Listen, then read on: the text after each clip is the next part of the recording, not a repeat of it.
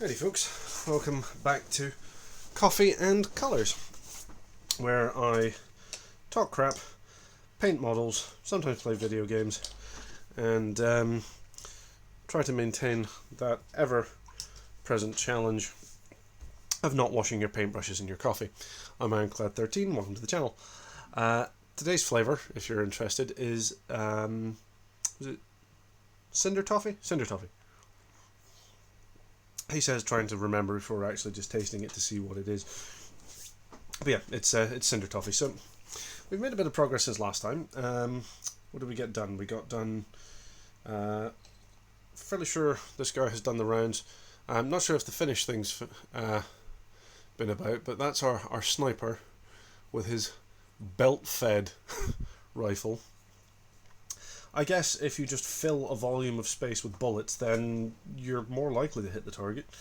And then there's this guy, who has a Tommy gun and looks a bit like a sort of World War II paramilitary sort. I think it's the beanie. But he's got his big triple-barreled Tommy gun because, you know, one barrel was simply not enough DACA. But that's the way it is. So at the moment, just do a wee bit of a camera adjustment there. Excusez-moi, thank you. At the moment, we've got these two guys on deck. We've got the Flamethrower Boy and the Rocket Boy. Now, I've done their skin tones just because you guys, well, you guys know, frankly, that I am painting in between my episodes.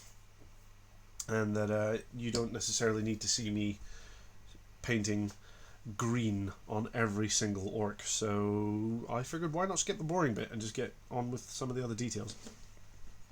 We've done his shirt, we've done his trousers, which I've decided to do blue because I'm kind of going for sort of denim look. And that is probably going to need an extra bit of shade just to give the colour some depth. To be fair, so is his t-shirt. So I think we'll just do that now. So I could put on a second coat of Ultramarines blue. That's the contrast colour I used to do his trousers. But I think that might be too much, and that might take away some of the shading that's been generated there by the contrast. So we are just going to use a conventional old school shade with a bit of Drakenhof Nightshade. And 2 seconds while I change my brush because that one is too small. There we go. And we're just going to throw that on there and spread it around because that's how washes work.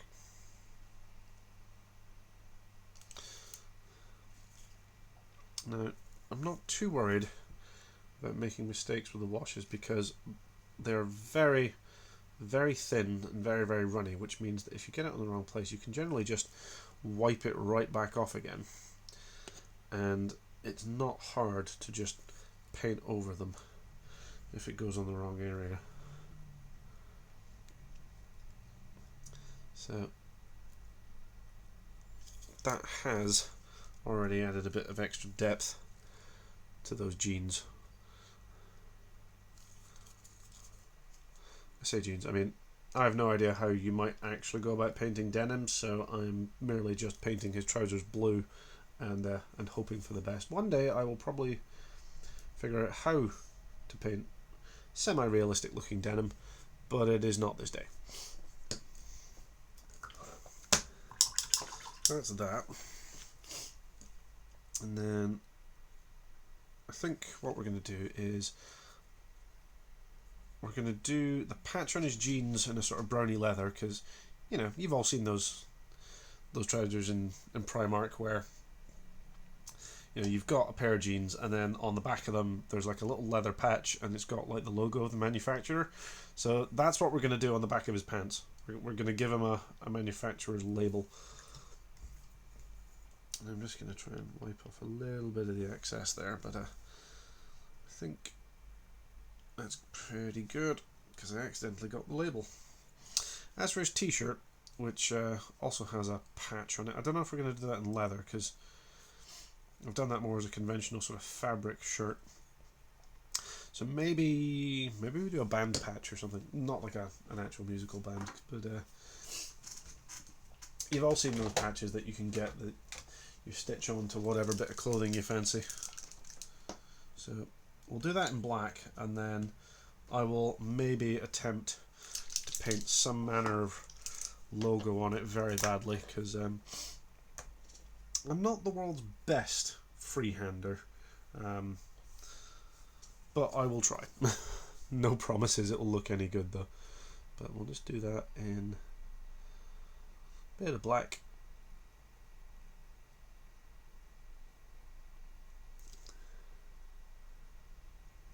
This is the part where I realised that there are certain bits of this there I've actually not entirely covered with the yellow, but que sera sera. We'll just have to neaten that up once the black dries.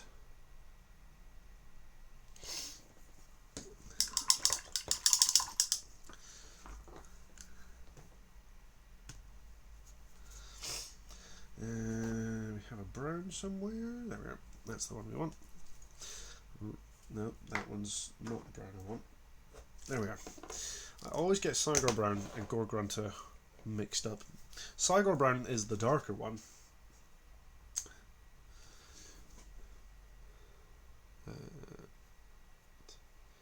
Oh no, that is still way too wet from the wash, so we're just going to rescue that. Just put a wee bit of tissue to it just to soak up the excess, and then we're basically just going to sit and let that patch on his trousers dry, so we're kind of stuck.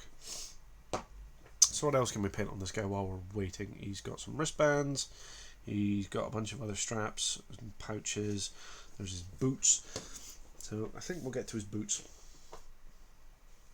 How have we done boots so far? We've got a lot of boys with black boots on. I think we'll do this guy with some brown boots just to mix it up a bit, and this is where I do want my Cygor Brown. I'm going to probably have to mix it up a bit on a few other models, because this is model number 7. I'm halfway through the squad now, so I'm hoping it will not be too much longer before I get the Octarius Orc Commando team finished.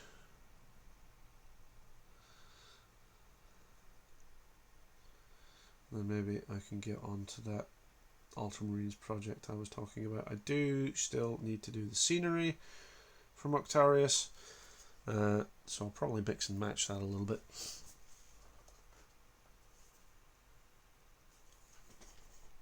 Maybe do a squad of Ultramarines, maybe paint a part of the Orky fort, something like that.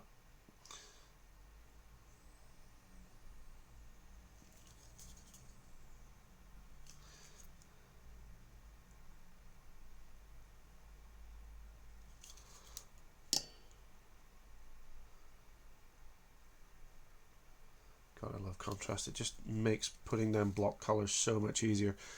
If I hold that up to the camera, I don't know how well the camera focuses on it, but you should be able to see just where it sits in the crevices and the recesses, and just gives you a little bit of shading.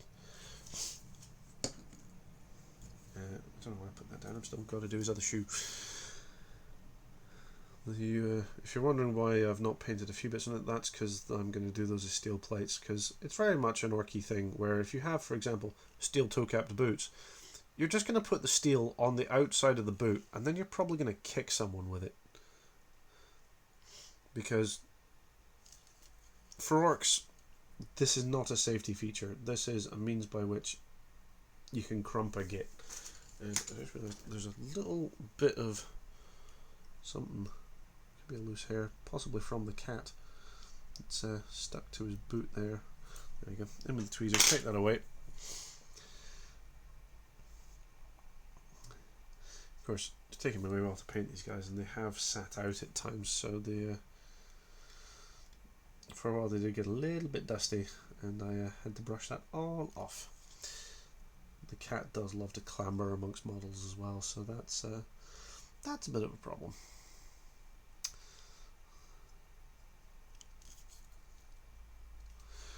Right, that's his boots. Excuse me. Hello, Akira. Nice to see you. How you doing? Thanks for joining us. Thank you for the lurk. I think we're just going to go on and we're going to use that colour on the straps as well. That will hopefully make life a bit easier. There's a bit of water gotten into that brush, so we're just going to wipe that off.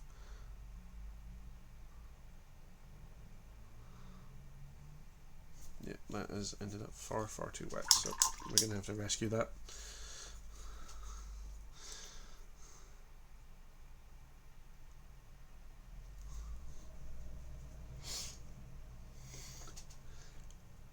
Straight in with the lurk, eh?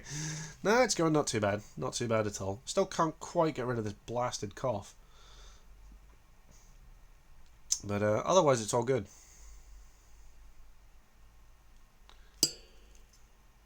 Hopefully the rest of your work isn't too bad. You did say, I think, last week that you were going to be super busy, and I've just realised I've got contrast on his shoulder there. I need to fix that before it dries, or it'll all go horribly wrong.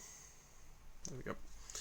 Just get a bit of water in there and you can just soak it up, or rather you can dilute it down and then you can soak it up. But we got the bit we wanted to do. Right. I think at some point I'm also going to have to look at new brushes, because these brushes are good, they hold a point very well, but for some reason the fennel, I think that's what it's called, when you clean your brushes it just retains water, and then while you're painting that slowly drips down into the bristles, into the paint that you're trying to use, and then suddenly your paint's like 10 times thinner than you thought it was, and it just runs everywhere. So I'm going to need to address that at some point.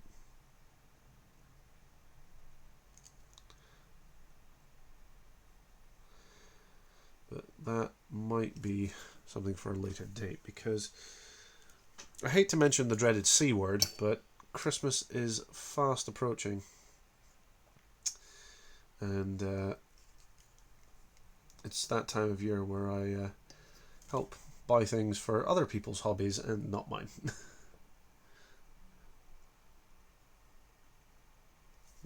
Made a wee bit of a mess there as well, but we can just rescue that.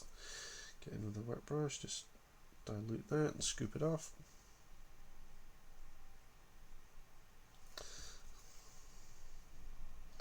That dark brown's a nice contrast to the yellow.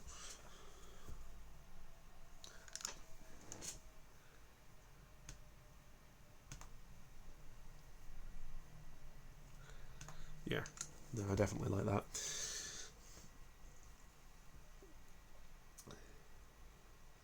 So we'll just do all of these straps, and then at a later point we will come back and we'll do all of the buckles.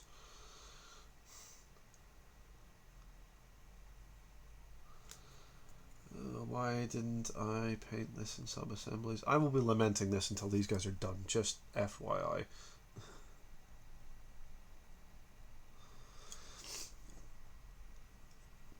And for those of you not familiar with that term, Subassemblies is when you basically partially build a model but you don't complete it, so that when you get to painting you can still get your brush around the model and get into those hard to reach places because you haven't actually put the whole thing together.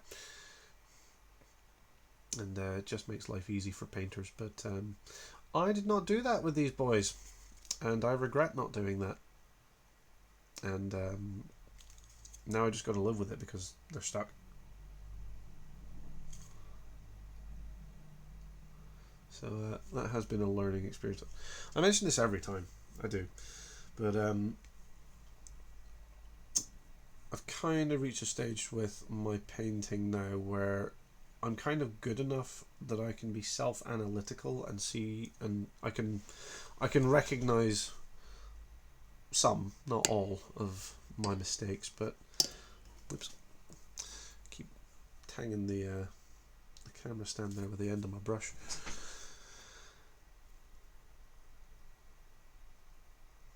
love how this guy's kind of starting to look a bit like a lumberjack.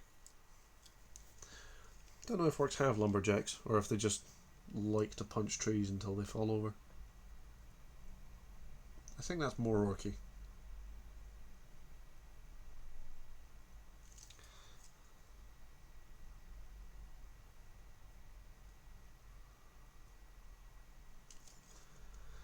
It also looks like the back of his jeans is dried as well, so we can now get in there and do that leather patch. But we are going to use a slightly different shade of leather because we don't want to use the same brown on literally everything. Because similarly I'll do backpack in a different colour. Well, they'll be the same colour as the other guys, just because I feel like a squad, if you're doing them as a cohesive unit, not that orcs are particularly cohesive, then you need something to unify the colour scheme between your miniatures, but it doesn't have to be huge.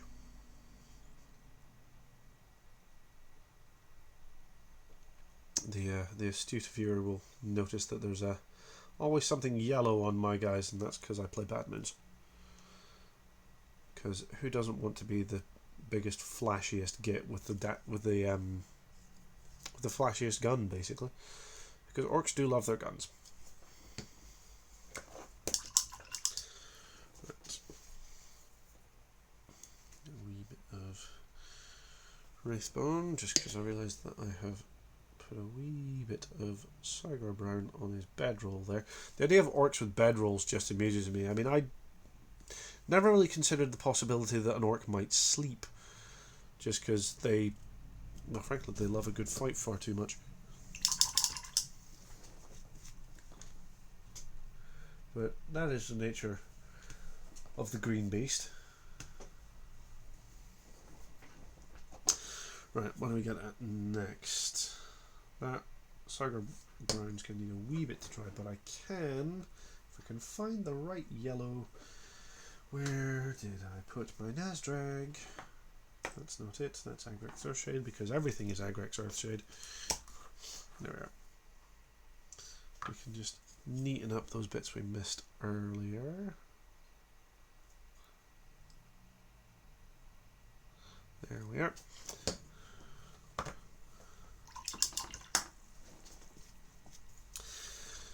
Now, I think we are going to probably, I think we'll do the mask. Do we do the mask in black? Yeah, he's a commando, I guess. Black, and then pick the details out with something.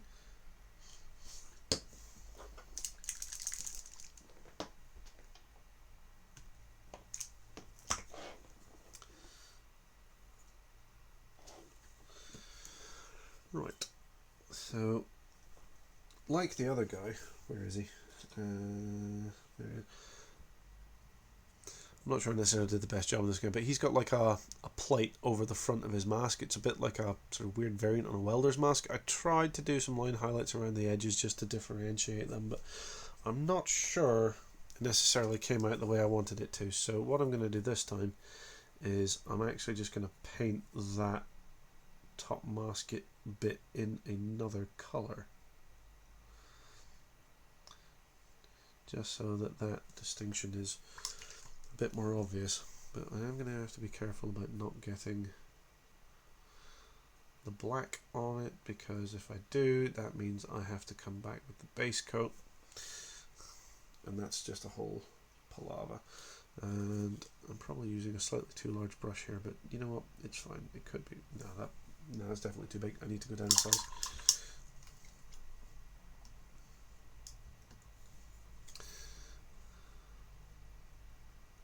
There we are, that's better.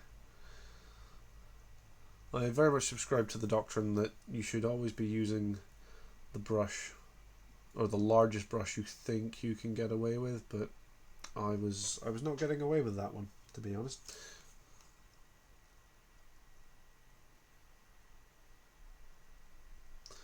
That is much easier to control though. It's always a bit of a trade-off with brushes, or at least with the size of your brush, because With a large brush, obviously you can paint a lot quickly, or at least a large area quickly, but you do sacrifice control over the fine details.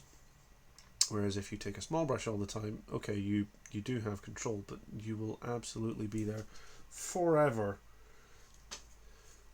painting your thing. I knew a guy once who painted a Dark Angels Land Raider, and he only used a Citadel fine detail brush. You know, back when it was still a fine detail brush and not the Artificer one.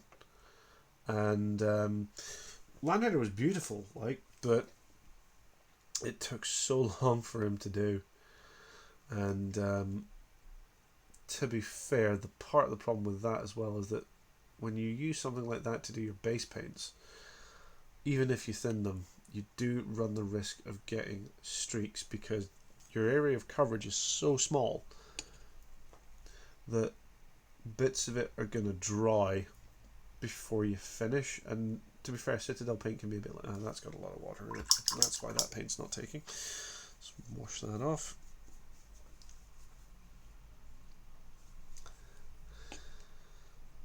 But to be fair, Citadel paints are also just acrylics, so you know they're water based. They will start drying as soon as they hit contact with air.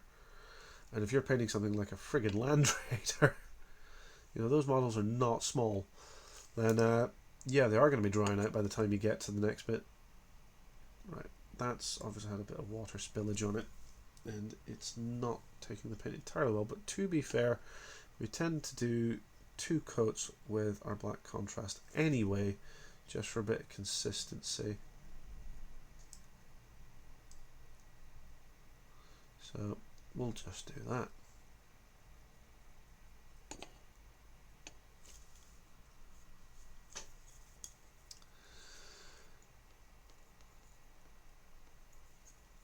Oops. Now, this guy has some really hard bits to get to, so apologies if this isn't the best camera angle.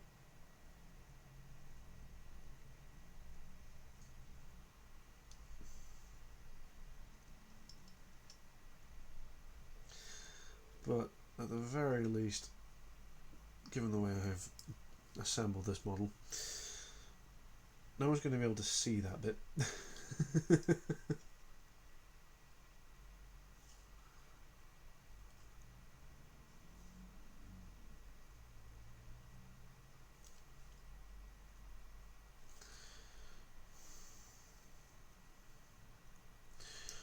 think the rest of that I'm probably going to do in some sort of metallic, so that's fine. We can come back and go over the black there. That's all good. We can go back to our slightly larger brush and throw some paint down on his backpack. Excuse me. This cough just will not shift.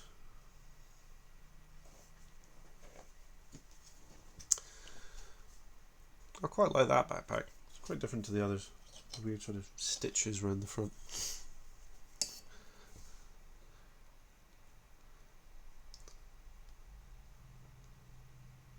There we go. Slap some contrast out. You can see in parts where that kind of runs a bit. That's where water from the pot has gotten stuck in the brush's fennel.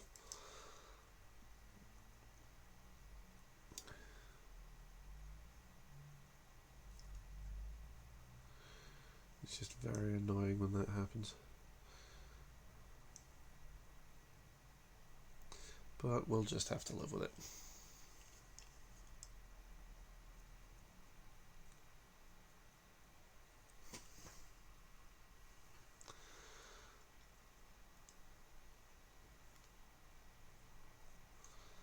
Got a bit of contrast on his stick bomb there, but it'll be fine.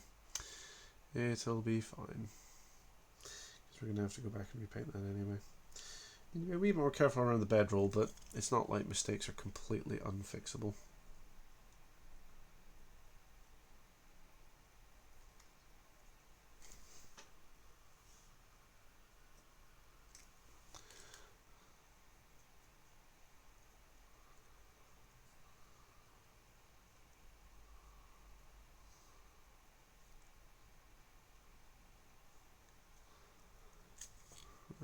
adjust this just a bit on the one side.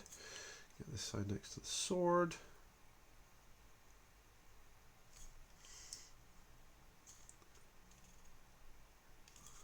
And it's going to be a bit tight to get a bit behind the sword.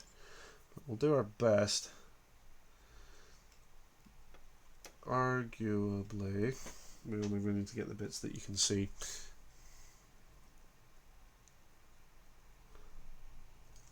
So we'll just slot that in there. And we can be a wee bit messy with it, just because no one's going to see it. And then those tight little cramped spaces, a lot of the colours just kind of blend together anyway, so that's that. Oh, the exception of the straps on the bedroll. Let's get that done.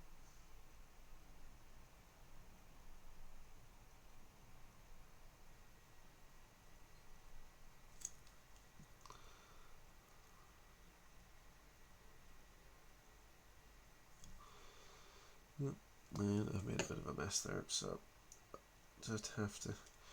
That I think I'm just going to go back with a smaller brush. Just put a wee bit of the Wraithbone back in. That's that white off cream colour I'm using as a base colour.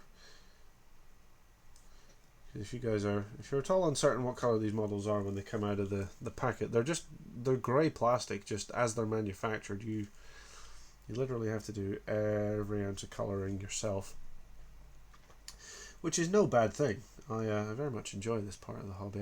I never used to. I used to hate painting because it was just, well, like I said, it felt like just colouring in, so that that was a bit unnecessary, because you didn't necessarily have to have your models painted to be able to play a game. I mean, obviously it looked better, but it wasn't like a barrier to entrance.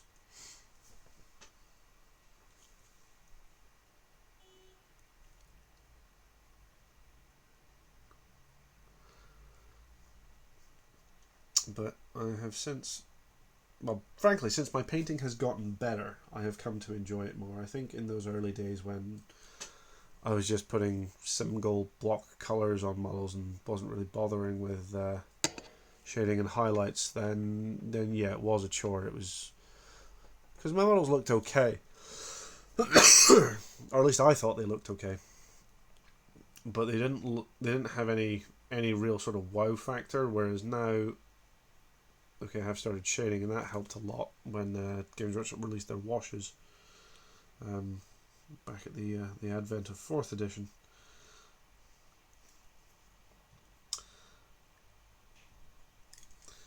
But you know, nowadays you've got much better paints, you've got much better shades, you've got dry paints now, which you can use for well, as the name implies, dry brushing, which is a form of highlighting, I suppose. But I used to do that for a while, but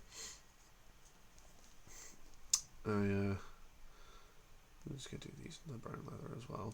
This guy's going to be a fairly casual looking orc.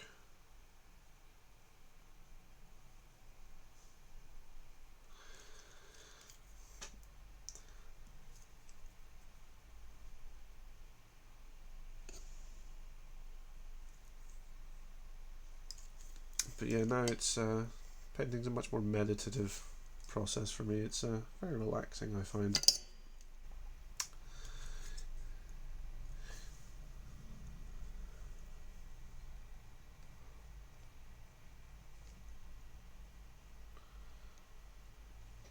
Especially if you're really getting into a project. Like if you've got something that, you know, it's an army that you have, you know, built, planned for, you know, and you're just really into, and like I could just sit and paint for hours upon hours and just enjoy every minute of it, because it's such a meditative process sometimes. Excuse me. And you know, sometimes we have to paint things that we aren't that keen on, just because it's a part of the scenery, or there's, you know, there's something that you're doing for a particular game or mission that requires something specific. But at the end of the day, that's just all good practice. Because the more different things you paint, the more techniques you learn, the more you start to understand how colours work. For example, yellow. Yellow is a fucking horrible colour. It is so hard to get a good yellow. I've kind of hit on a formula just now where that Wraithbone colour that I'm using as my base makes a very good undercoat for this Aerial Yellow, which is possibly the... Oops, I'm now throwing that. This is why we leave our lids on, folks. The yellowest yellow that I have ever yellowed. There's Avalon Sunshine, which is the base paint yellow that Games Workshop do, which you do get much better coverage out of, but it's not as bright. Bright yellows are apparently just the worst thing in the world to paint. But which orc was it? This one. Which the yellow around his base. That's a yellow I'm happy with. That's got decent saturation, but that took the Wraithbone base coat and then several thin coats of this. You have to thin it down, otherwise your paint ends up clumping.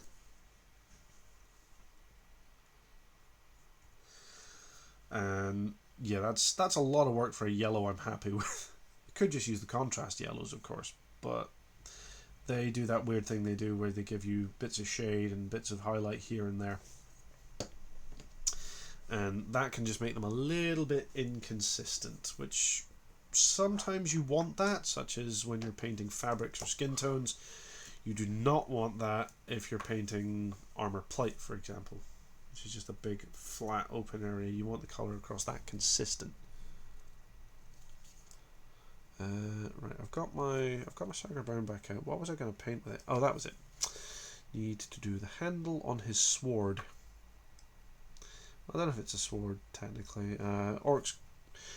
Well, I was going to say it might just be a knife for an orc, but frankly, orcs only have two categories of weapons. They have, well, melee weapons. They have choppers and big choppers. I guess technically there's a couple of other gizmos they have as well, like power claws, big hydraulic crushy things that they literally just bolt to themselves because that's how hardcore they are. Hardcore orc, hardcore. Yeah. I'm probably going to burn in hell for that one. But I've made my peace with that.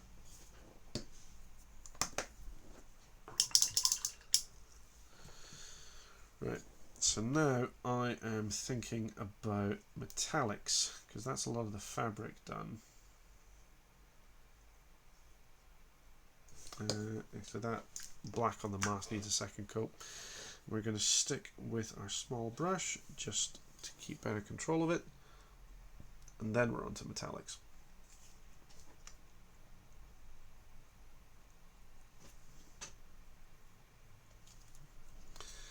Wipe off a bit of water there.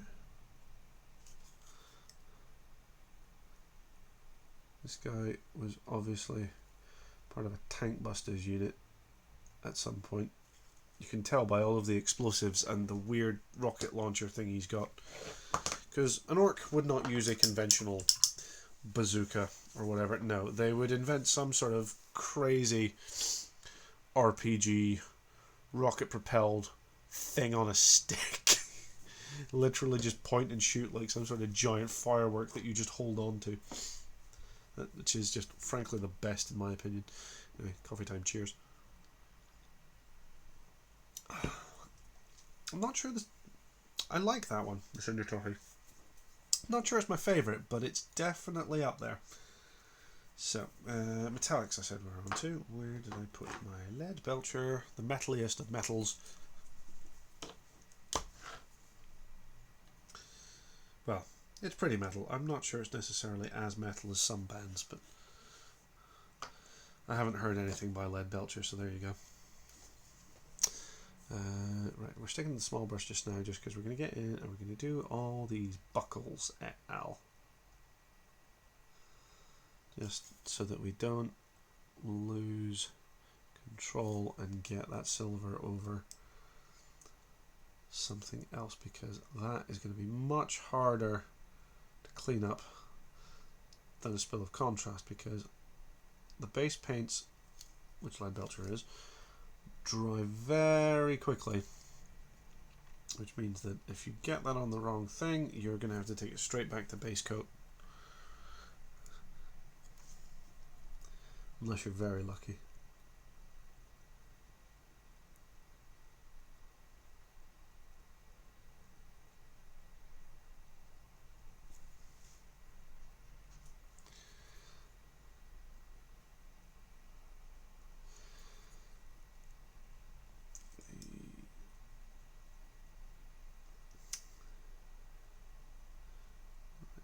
That's that.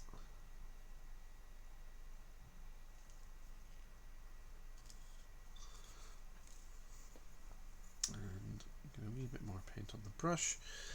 We missed any buckles? Oh, the ones on his shoulders. There we are. It just helps break up the pattern a bit, so not everything's one monotonous continual colour.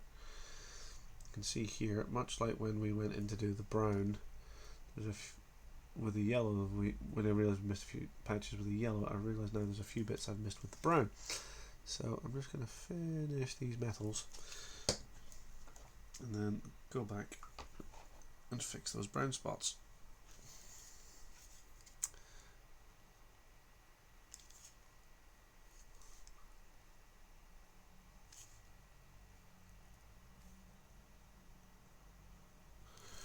There we go. But yeah, I don't know how you guys paint, if you have a particular system of doing things. I just kind of go haphazardly at it from what kind of seems like a sensible starting point, and then I just kind of paint as the flow goes. Because the thing I find with painting is that some parts of it naturally lean into other parts, and then other times you kind of have to stop and do other parts of a model because, well, for example, if you're waiting on a wash or contrast paint drying, you kind of sat there twiddling your thumbs sometimes. So rather than waste time waiting, I get on with painting other parts of the model. Sometimes, depending on how it's going, I will even just paint a different model. But the thing about these orcs is they're so beautifully detailed. There's always something else on them I can paint, and I don't have to go back to doing another model. I mean, if it was Space Marines, for example, because of the way their armour is it's an all-over, fully enclosed suit, I would probably throw a base colour down on them and then go over them with a wash to add some shading.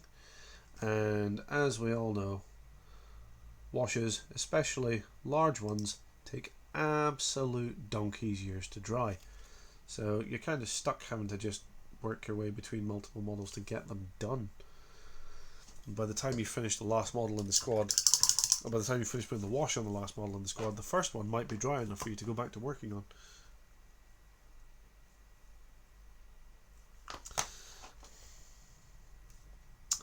I'm going to need to replace the paper on my wet palette at some point. Made a bit of a mess of this one because, as you can see, I was playing around with that yellow, and it was a real stickler to get it to work properly. Because the weird thing about some of Games Workshop paints, and this is particularly prevalent with Eand in yellow, is that despite being the thickness of their regular paint, like there's a lack of pigment almost in the yellow, because it goes very streaky, but it's quite a thick paint. If I just to show you guys, actually, I'll pull that out. Don't know if how well you can see the consistency of that, but if I take a wee bit of the palette paper here and just put a bit of, like, you can see that's quite a thick consistency of paint, but as you take it away from the globule, for example, you can see it gets a bit streaky. So for example, if I try and put it over a wraithbone base here, you can see that you've got quite a lot of inconsistency in it underneath. Let's go over, I mean that wraithbone's a bit streaky, but if you go over the black, you see what I mean there? There we are. That black just absolutely destroys the colour. Gives you sort of weird green. But that's going to be my closing tip for today, because that is basically all I've got time for this lunchtime. I have to get my ass back to work and basically keep earning money so that I can buy more of these. That is unfortunately the nature of the hobby. It is an addiction. It is basically what people like me do instead of other more illegal hobbies. There's a reason they call Warhammer plastic crack. But that's not bad progress, I think. We've got most of his leathers done, if not all. I think we've done the leathers, yeah. Just got a few bits to do. There's a shade that needs to go on that. Need to do more of the metallics, so you'll probably see some progress made on those the next time we come back. But in the meantime, thank you very much for joining me. I have been Ironclad13. This has been